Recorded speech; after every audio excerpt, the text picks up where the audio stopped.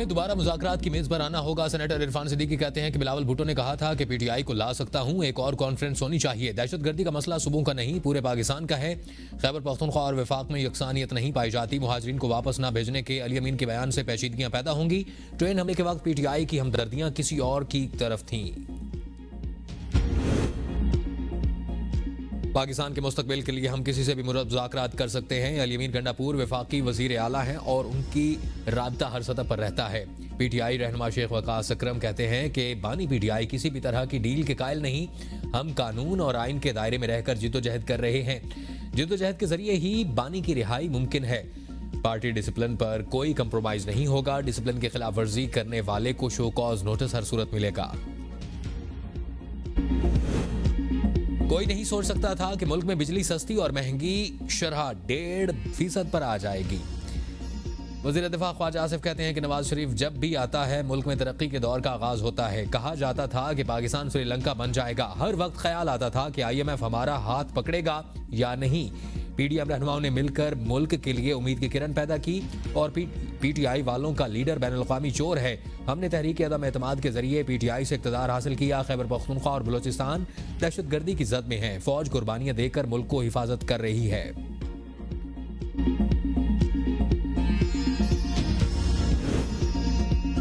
वज़ीर आला खैबर पख्तूनख्वा को हटाने की कोई बात नहीं चल रही। पीटीआई रहनुमा जुनैद अकबर कहते हैं कि बानी को अली अमीन गंडापुर पर भरोसा है। उन्होंने ही वज़ीर आला बनाया। बानी पीटीआई चाहें तो 1 मिनट में वज़ीर आला को हटा दे। मैं किसी की नीयत पर शक नहीं करूंगा। अली अमीन गंडापुर, असद कैसर और आतिफ खान सब पर मेरा एतमाद है।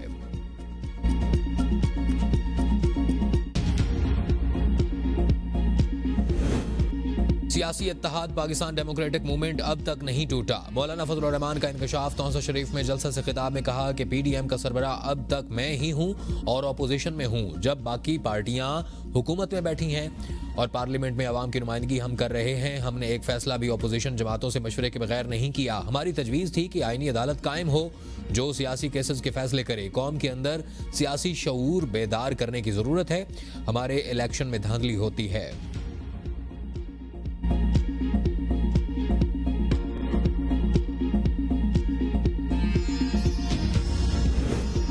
बानी पीटीआई को एहतजाज से रिहा करवाएंगे। अनकरीब बानी पीटीआई से एहतजाज की मंजूरी लेंगे। आतिफ खान कहते हैं कि पार्टी क़यादत बानी पीटीआई से वज़ीर आला के बयान की तस्दीक कराएगी। पार्टी में कोई फॉरवर्ड ब्लॉक नहीं है। तमाम अराकीन बानी पीटीआई के साथ हैं। जो बानी के साथ नहीं होगा उसका मुस्तकबिल अच्छा नहीं होगा। पीटीआई के अंदर अंदरूनी मामलात पर मीडिया की बातचीत नहीं करना चाहता और मौजूदा हालात में ऐसे बयानात से बानी चेयरमैन की तहरीक को नुकसान पहुंच सकता है।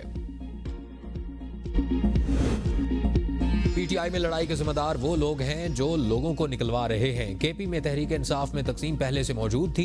शेर अफजल मरवत कहते हैं कि असद कैसर, आतिफ खान और शहराम तरकई को बानी टिकट देने के हक में नहीं थे। बानी ने तीनों को टिकट न देने के फैसले की बैरिस्टर गोहर और मेरे सामने तस्दीक की। अली अमीन गंडापुर ने तीनों के बारे में टिकट के हवाले से ठीक कहा। कुछ ना हुआ तो 15 दिन में बाद तहरीक इंसाफ में मजीद लोग बोलेंगे और वज़ीर आला खैबर पख्तूनख्वा अगर कार्रवाई करें तो पीटीआई की आधी साबिक काबीना जेल में होगी।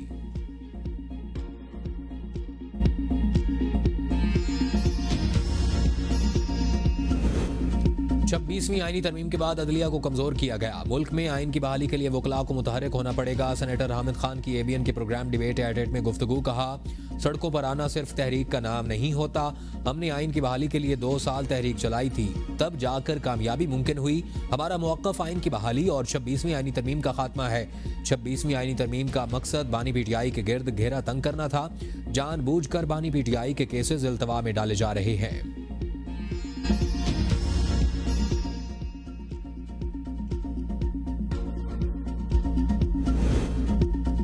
सरकारी मुलाजमीन की तनख्वाह में इजाफा, वज़ीर आज़म और काबीना की सवाबदीद। वज़ीर ख़जाना मोहम्मद औरंगज़ेब कहते हैं कि तनख्वाहों में इजाफे की बात अभी कबल अज़ वक्त है, लेकिन हुकूमत अफराद ज़र की शरह के मुताबिक ही चलेगी। अगर महंगाई सिंगल डिजिट में है तो उसके मुताबिक ही फैसला होगा।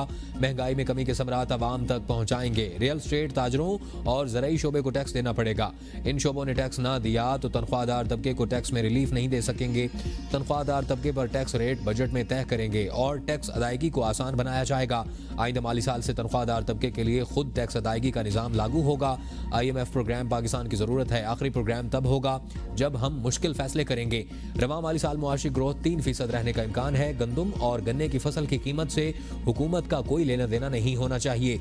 हमने अब किसी सनद को तहफ़्फ़ुज़ फराहम नहीं करना और उन्हें खुद को बैनुल-अक़वामी तौर पर मुकाबले के काबिल बनाना है। क्रिप्टो में हम दुनिया में 7वें नंबर पर आ चुके हैं। हम FATF से बहुत मुश्किल से निकले, वापस उसकी पाबंदियों में नहीं जाना चाहते। हमें इस नई मईशत का हिस्सा बनना है।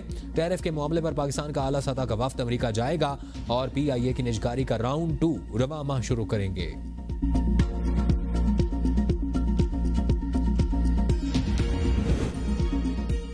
IMF टीम की मसरूफियात को मंजर आम पर न लाने का फैसला। IMF टीम का कोई तहरीरी शेड्यूल भी सीक्रेट रखने का फैसला। IMF टीम की मुलाकातों की इतलात मुतल्लिका महकमे को फ़ोन पर ही दी जाएगी। IMF का वफ्द 30 महकमों के साथ कारकर्दगी बनाने के लिए मुज़ाकरात करेगा। वफ्द गुड गवर्नेंस और करप्शन की तखलीसी जायजे पर पाकिस्तानी हुकाम से बात करेगा और IMF वफ्द साल 2025-26 की बजट तजावीज़ का भी जायजा लेगा। गवर्नर से मुतालिक तकनीकी मुआवनत पर पाकिस्तानी हुकाम से फॉलो अप मुज़ाकरात होंगे। टीम आइंदा माली साल के लिए टैक्स रेवेन्यू इक़दामात, अखराजात पर कंट्रोल से मुतालिक मुज़ाकरात करेगा। टीम बजट को हतमी शक्ल देने के लिए वजारत खजाना हुकाम से मिलकर तजावीज़ तैयार करेगी।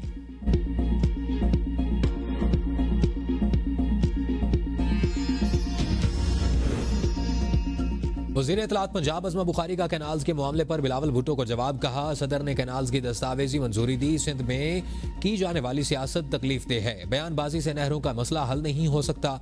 बिलावल भुट्टो को विफाक के सामने अपना मौक़िफ़ पेश करना चाहिए। पीपल्स पार्टी इत्तेहादी है और उनसे कोई लड़ाई नहीं। पानी की तकसीम के मसले पर सियासत अफसोसनाक है। बिलावल भुट्टो जलसों में खड़े होकर मसला के हल करने की बजाय जिम्मेदाराना किरदार अदा करें।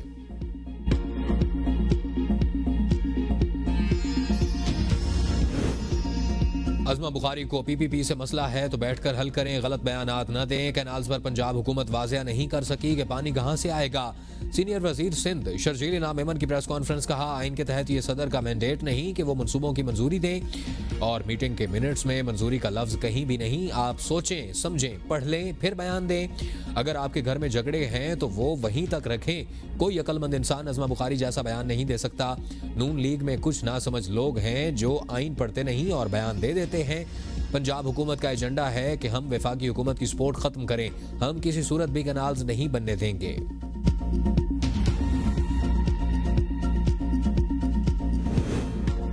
गवर्नर सिंध कामरान टिसोरी का डंपर से कुचले जाने वाले हर खानदान को प्लॉट देने का ऐलान 12 अप्रैल को गवर्नर हाउस तलब कर लिया। कहते हैं कि झूठे नारे लगाकर मुतासरीन को ट्रक की बत्ती के पीछे नहीं लगाएंगे।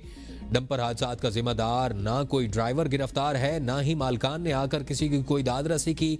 मुतासरा खानदान किसके सामने फरियाद करें, कौन इंसाफ करेगा। सियासी जमातें और डंपर माफिया के सरगना मुझ पर तनकीद करते हैं। कराची लावारिस शहर नहीं, हम उसके बेटे हैं और बच्चों के हाथों में कलाशनकोफ नहीं कलम देंगे।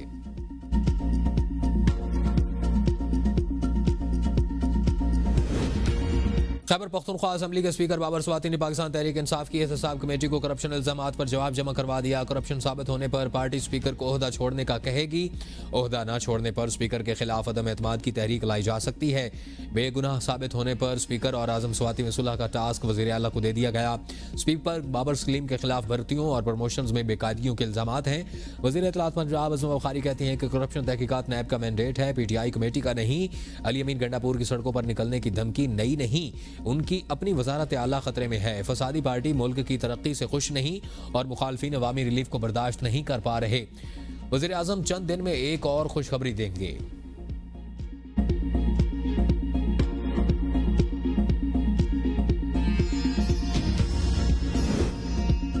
सदर आसिफ अली जरदारी की सेहत बेहतर हो गई। आज या कल अस्पताल से डिस्चार्ज हो जाएंगे। मुलाकातों पर ताहाल पाबंदी है। जाती मुआलिज डॉक्टर आसिम हुसैन की ब्रीफिंग। कहा, आसिफ अली जरदारी के अहले खाना को रोजाना की बुनियाद पर सेहत से मुतालिक आगाही दे रहे हैं। सदर की तबीयत के हवाले से कोई परेशानी नहीं। मुखालफिन बीमारी को भी सियासत से जोड़ देते हैं। मुख्तलिफ टेस्टों के बाद इस बात की तस्दीक हुई है कि सदर मुमलिकत कोरोना में मुब्तला हैं। उन्हें इस वक्त आइसोलेशन में रहने का मशवरा दिया गया है। माहिरीन की टीम उनकी देखभाल कर रही है। सदर मुमलिकत आसिफ अली जरदारी के कोरोना में मुब्तला होने वज़ीर-ए-आज़म शहबाज शरीफ से अमीर जमात इस्लामी हाफिज़ नईमुर रहमान का टेलीफोनिक रब्ता। अमीर जमात इस्लामी ने बिजली की कीमतों में कमी पर वज़ीर-ए-आज़म का शुक्रिया अदा किया। वज़ीर-ए-आज़म का खैर मकदम, कहा मुश्किलात के बावजूद अवामी रिलीफ को अव्वलीन तरजीह दी। ये मिशन जारी रखेंगे। इंशाअल्लाह पाकिस्तान की तरक्की का सफ़र जारी रहेगा और दोनों रहनुमाओं का गज़ा में निहत्ते फ़लस्तीनियों पर इसराइली बमबारी पर बैनुल-अक़वामी क़ुव्वतों की खामोशी पर इज़हार तशवीश।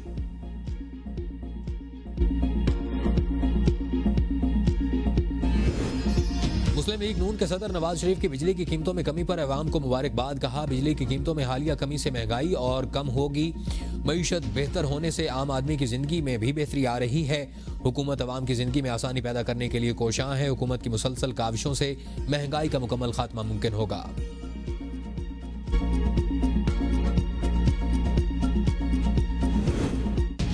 जून से अब तक बिजली की कीमत में 18 रुपए कमी की गई। हुकूमत ने साबित किया कि वो आवाम को रिलीफ देने के लिए मुश्किल फैसले कर सकती है। वज़ीर सेहत मुस्तफ़ा कमाल की मीडिया से गुफ्तगू। कहा IMF की शराइत पर हम अपनी मर्जी से 1 रुपया भी कम नहीं कर सकते थे। वज़ीर आज़म के साथ आर्मी चीफ ने भी महंगाई में कमी की में कलीदी किरदार अदा किया। 2300 अरब का सर्कुलर डेट है और हर साल 600 अरब रुपए का इजाफा हो रहा है कि इलेक्ट्रिक का मुतबादिल मौजूद होना चाहिए ताकि सर्विस पसंद न आए तो निकाल कर फेंक दें। ट्रैफिक हादसात पर सियासी पॉइंट स्कोरिंग दुरुस्त नहीं, हम कराची का अमन तबाह होने नहीं देंगे।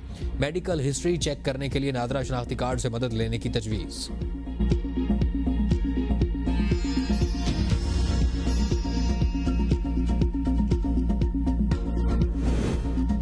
इंतजामी गफलत से 77,000 आज़मीन हज से महरूम। वज़ीर आज़म ने निजी स्कीम के तहत हाजियों के बरवक्त इंतजामात और सऊदी पॉलिसी फॉलो न करने के मामले का नोटिस ले लिया। 3 रुकनी हज इंतजामी कमेटी तश्कील। कमेटी 3 दिन के अंदर वज़ीर आज़म को रिपोर्ट पेश करेगी। कमेटी सऊदी अरब की हज पॉलिसी को वजारत मजहबी उमूर और निजी हज ऑपरेटर्स के जरिए नाफिज न करने की तहकीकात करेगी। कराची से पेशावर जाने वाली खुशहाल खान खटक एक्सप्रेस की 5 बरस बाद बहाली का ऐलान। मार्च 2020 में कोरोना के बायस मुअत्तल किया गया था। वजीर रेलवे हनीफ अब्बासी कहते हैं कि खुशहाल खान खटक एक्सप्रेस एक मुनाफा बख्श और अवामी ट्रेन है। रवां माह के आखिर में बहाल कर दिया जाएगा। ट्रेन कराची से पेशावर के दरमियान कई आम शहरों को आपस में जोड़ती है।